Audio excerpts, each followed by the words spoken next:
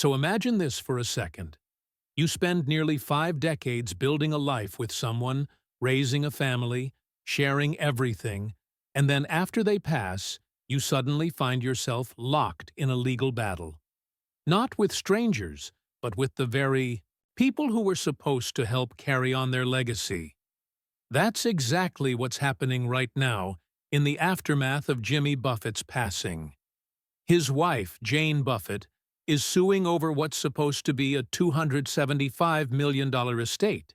And, yeah, on paper, it sounds like more than enough to go around. But what actually went wrong here? Well, it's a little more complicated. So, if you've ever wondered what happens when money, trust, and family get tangled together, or maybe you've dealt with something similar on a smaller scale, this story hits home more than you might think, because here's the thing. This isn't just about celebrities and millions. It's about making sure your wishes are followed, your loved ones are protected, and your legacy doesn't get lost in the noise. Stick around because we're going to talk through exactly what happened, what should have been done differently, and what all of this might mean for you or your family one day too. And hey, before we get in the thick of it, let's start with this. If something happened to you tomorrow, what's one thing you want to make sure your family didn't fight over? Leave a comment below and let's talk about it. And if you find this kind of honest, clear financial content helpful, consider subscribing. It really helps support the channel and keeps us growing. Now let's start with what kicked all this off. After Jimmy Buffett passed away, his estate, estimated at around $275 million, was supposed to be managed by a trust. That trust had two co-trustees, his longtime accountant, Richard Mosen, and his wife of 45 years, Jane Buffett. But almost immediately, things started to fall apart. Jane filed a lawsuit saying Mosen wasn't sharing financial information with her, wasn't managing the assets properly, and get this, was showing what she described as open hostility. She says she was getting less than $2 million a year from the trust. That might sound like a lot, sure, but when you're talking about a $275 million estate, that's a return of less than 1%, and a lot of people noticed. One comment that stood out said something like, "You could put the money in a basic index fund and do way better than this." And honestly, that's not wrong. So then Mosener fired back. He filed a countersuit. He says Jane isn't playing fair either, that she's interfering with decisions, not working with him as a trustee, and even trying to cut out one of their own daughters from the trust's list of beneficiaries. According to him, Jimmy Buffett intentionally set it up this way, that the trust was structured to give Jane limited control on purpose. Now, let's just pause there for a moment, because this right here, this is the heart of the issue. It's not just about the money. It's about control, trust, and what Jimmy really wanted. And no one could seem to agree on that. Moser claims Jimmy didn't fully trust Jane with managing finances, and that's why the trust gave her so little say. But here's the catch. There's no written record of Jimmy saying that. No letter, no audio recording, nothing in the official trust documents that clearly spells it out. And without that, you're left with two people interpreting the same situation in very different ways. And what makes this even messier is the lack of structure. Jane says she wasn't getting regular updates, that she didn't see any formal reports for over a year. And when she finally asked for some projections, Mosen allegedly sent her what looked more like basic bank statements, not a professional financial breakdown. Now, think about that for a second. Imagine being left in the dark like that. Not knowing what's happening with the estate your spouse left behind, while someone else is making all the decisions. That kind of opacity just opens the door for conflict, resentment, and lawsuits. And that's exactly what we're seeing play out. There's also the issue of investment performance. Jane says she was told the trust's holdings in Buffett's own Margaritaville brand were only expected to return about $2 million annually. But even Mosen admitted in filings that just the 20% stake in Margaritaville paid out $14 million over 18 months. So what happened to that money? Why weren't future payouts factored into Jane's estimates? That's a question a lot of people are still asking. Another big issue Jane raised: the properties. She says homes in Florida, New York, and even St. Bart's were supposed to go directly to her, but instead Mostor placed them in the general estate, meaning they could be sold off or managed however the trustees decide.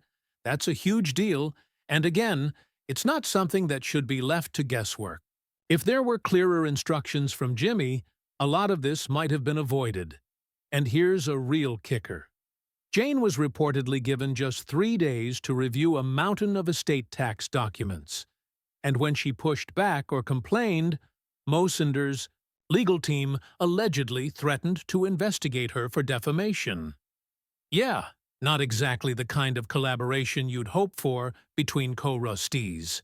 So, what went wrong? In a word, structure. Or maybe the lack of it. There weren't clear rules around communication, financial reporting, or decision-making authority, no required timelines, no arbitration clauses, no formal mediation paths. When emotions are running high, and they always are after a death, those gaps can become powder kegs. Now, a few things could have helped. For starters, appointing a neutral trustee like a bank or an outside firm might have removed a lot of the personal friction.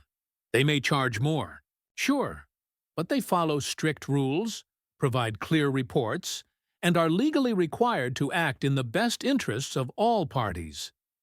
Another thing, documenting intent. If Jimmy really didn't want Jane to have control, he could have said so in a letter. Even just a recorded message would have made a huge difference. That kind of clarity protects everyone. Without it, it's just hearsay, and no one wins in a battle of assumptions. Structured reporting would have helped too. Imagine if the trust required quarterly updates, projected income statements, maybe even third-party audits. It's all possible. It just has to be written in. And yeah, mediation clauses. Simple stuff. If co-trustees can't agree, bring in a mediator.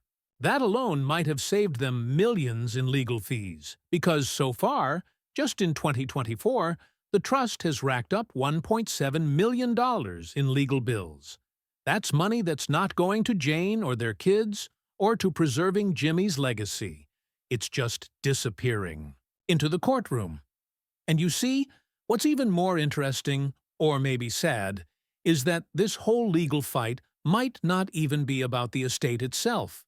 Some people think it's really about control of Margaritaville, the brand, the hotels, the retirement, communities, the merchandise, the music rights. That's where the power is.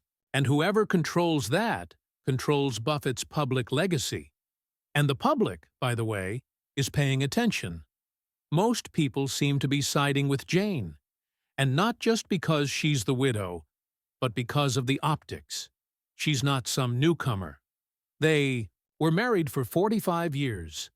She was there from the early days through it all.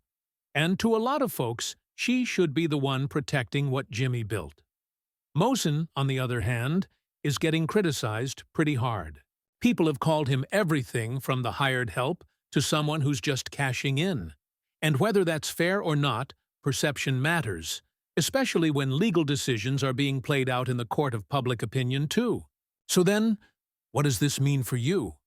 Honestly, a lot. Because this story isn't just about celebrity drama. It's a cautionary tale. It shows what can happen when estate plans aren't built with enough clarity, when personal relationships get tangled with money, and when trust is assumed rather than documented. If you're building your own estate plan or helping your parents do theirs, consider this a checklist of what not to do. Be clear. Be specific. Choose trustees who don't have skin in the game. And most importantly, communicate. Don't wait until it's too late for people to ask questions or raise concerns. And hey, if you're still watching, let me know in the comments. What's one thing you'd want your estate plan to make absolutely crystal clear? Because that one detail written down now might save your loved ones a world of pain later. And if you found this helpful or insightful, go ahead and subscribe. We talk through real stories just like this one and break them down into lessons that help all of us make better decisions with our money and our futures. Thanks for being here. And remember, legacies aren't just about what we leave behind. They're about the care we take while we're still here to protect them.